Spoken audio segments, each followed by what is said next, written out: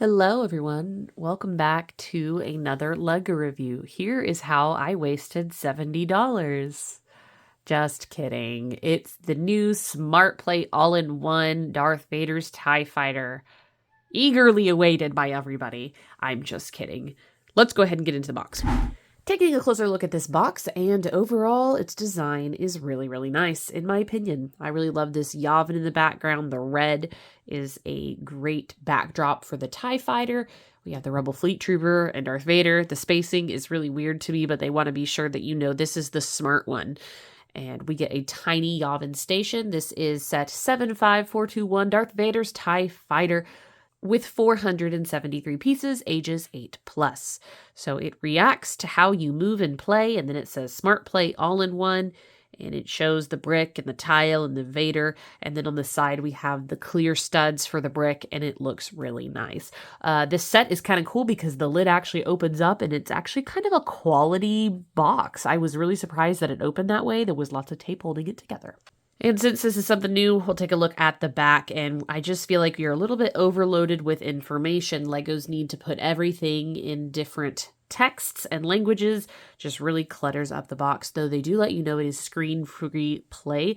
As a parent, I do appreciate that feature, and there is an app that you can get, but it is not live until this set comes out. So it shows some other functions that you can do. You can fill up with gas, you can shoot, you can fly, and do everything. So like always, I give you guys a closer look at the minifigures here, and we have a Yavin or Rebel Fleet Trooper, and nothing that we haven't gotten before, but I guess it's a nice inclusion.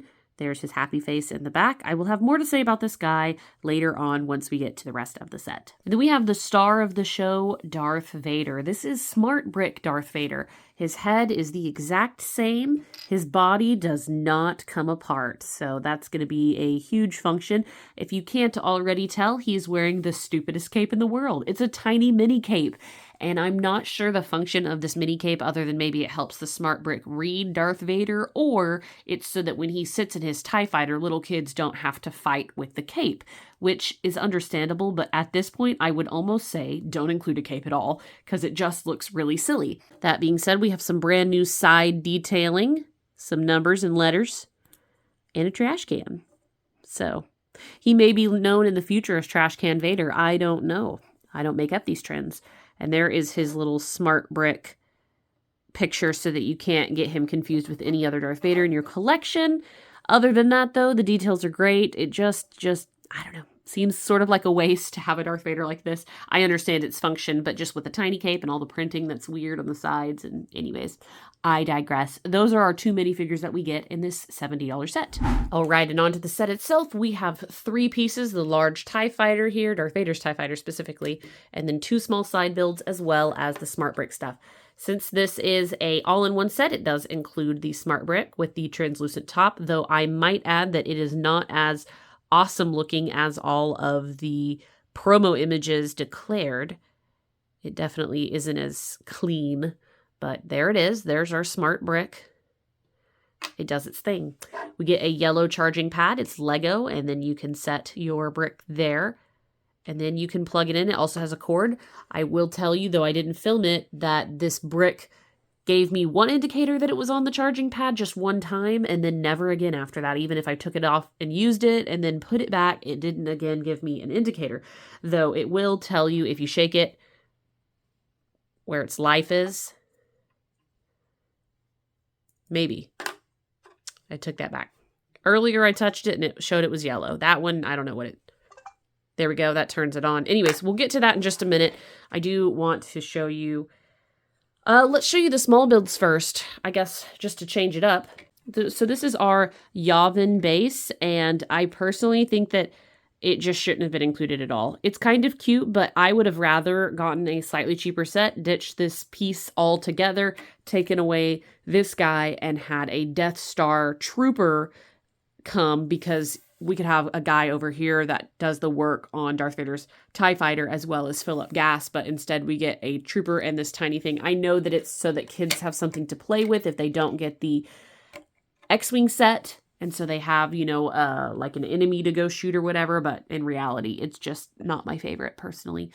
And so there is that. I mean, it's an okay build, I guess, for what it is, but it's just like, I don't know, what am I going to do with it? Of course, it's not meant for me. I do know that. So anyways, and then we have a slightly less detailed, but I actually like it more. The blue with the black reminds me of classic Lego, specifically classic Imperial Lego.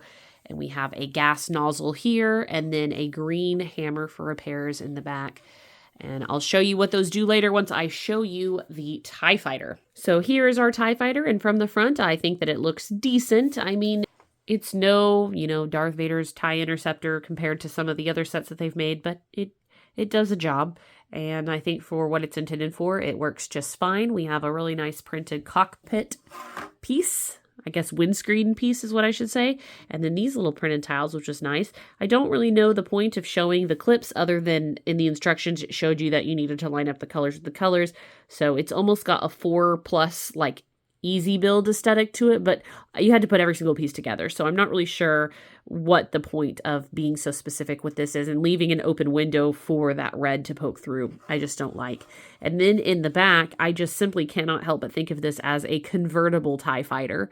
So because it has a completely open back, and it does need to have the open back for the way that the Smart Brick functions.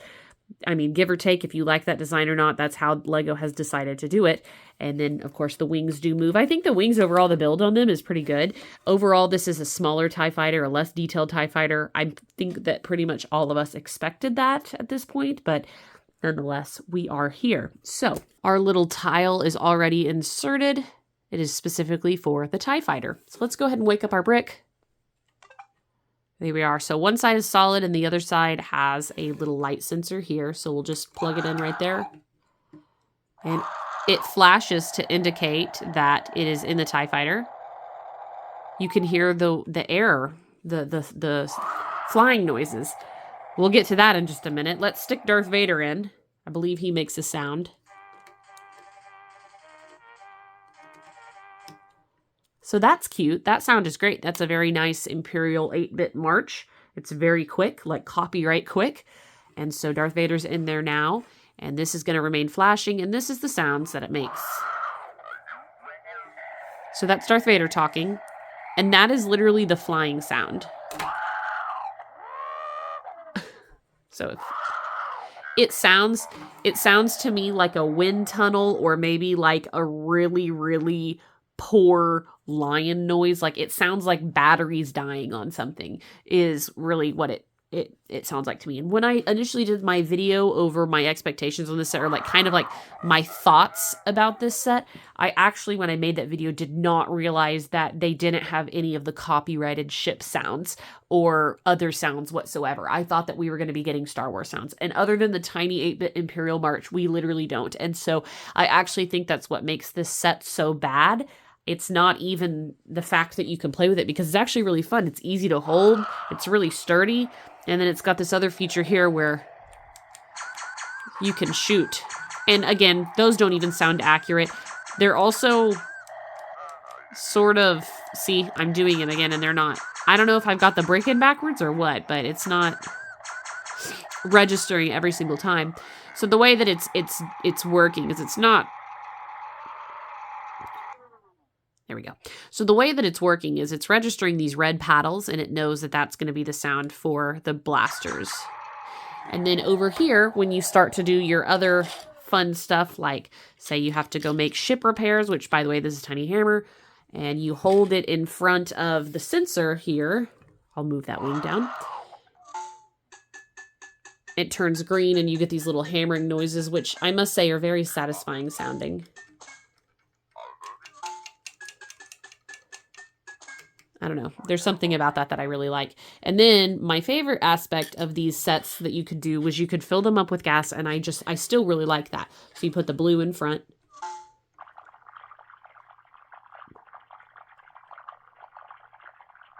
And I wonder if it'll go forever. So Darth Vader, talk to me. And you can fill it up. And I really like that aspect. Like, this section of what you can do is actually really cool. And that's why I don't think that this is actually a bad idea. I think the problem is that you don't get any Star Wars sets. The TIE Fighter doesn't sound like the TIE Fighter. The, blasts don't sound like the blast. Darth Vader doesn't sound like Darth Vader. I mean, I haven't even heard him breathe, honestly. See, that sounds like something you've turned on something and the batteries are dying, is absolutely what that sounds like to me. But the concept of being able to play with this and twist it around is pretty fun. Filling up gas and, making repairs is pretty fun, but I just don't think that it's going to hold up. I just don't foresee this to be something that's, just beloved by kids. I just think that it's a little bit too mediocre, actually. And, the price is already pretty expensive. I got this set because it is the cheapest, and I got it because I was really curious about it, and I paid my own money for it, and I knew that, I was going to dislike elements of it, but I got it anyways because I thought it'd be fun to review, and I was just really curious to try these out in person. So if you sort of have that morbid curiosity but don't want to spend the money yourself, I hope you found this review helpful or enjoyable at least, and let me know what you think about these sets in the comments below. I did buy a compatible set, and I will be reviewing that shortly, but I wanted to go ahead and get this one out since it's actually come out in the stores before its official release. So anyways, guys, thank you so much for watching. Let me know what you think in the comments below, and I will catch you on the next one. Bye, guys.